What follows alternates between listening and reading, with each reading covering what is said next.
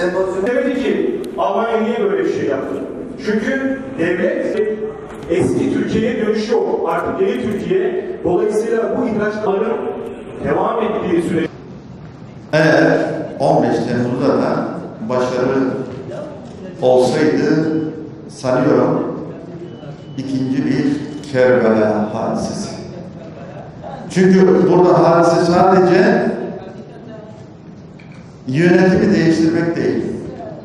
Hadise bir düşünce, bir sistem, bir bakış açısını tamamıyla değiştirme, hatta biraz daha derinlemesine indiğimiz zaman İslami temellere yeniden şekil verme operasyonu. 1400 yıllık inançlarımızın temeli olan bu yapı yeniden bir dizayn yapıp yeniden bir bakış açısı getirip maalesef bu bakış açısı da yıllarca İslam'a karşı mücadele eden ama başarı elde edemeyenlerin çizdiği, planladığı bir yapı. Tabii ben açıkçası buna Allah'ı takdir ediyorum. Gerçekten farkında olmadığımız bir hadise, bir darbe girişimiyle ortaya çıktı diye düşünüyorum. Bu darbe girişimiyle ortaya çıkan bu zihniyet, bu yapı daha şeffaf ve gizlenen yönleriyle ortaya çıktı diye düşünüyorum. Aynı zamanda Allah'ın yardımıyla da milletimiz bunu öğrendi diye düşünüyorum. Ancak uzun yıllar planlaması yapılan, İslam'ın aslında bina edildiği temelleri çökerten, yönünü değiştiren, istikametini değiştiren o çalışma bu darbe girişimiyle açığa çıktı.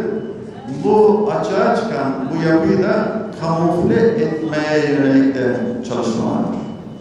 Evet, 15 Temmuz'da darbe engellendi, önlendi ama ondan sonraki değerlendirmelerin de ben çok önemli olacağını düşünüyorum.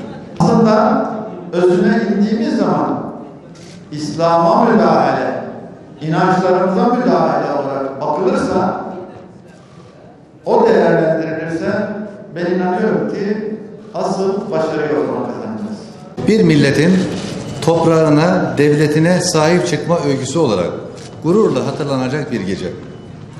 Türk milleti tarihte bulunduğu her andan itibaren vatan sevgisiyle, millet sevgisiyle yoğrulmuş, bunun bayraktarlığını yapmış olan bir millettir.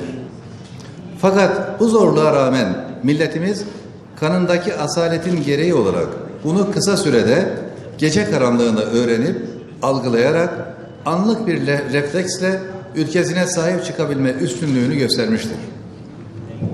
Böyle bir ülkeye sahip çıkma duygusu hiçbir yerde görülmez. Bu gurur da bizim için az bir gurur değildir.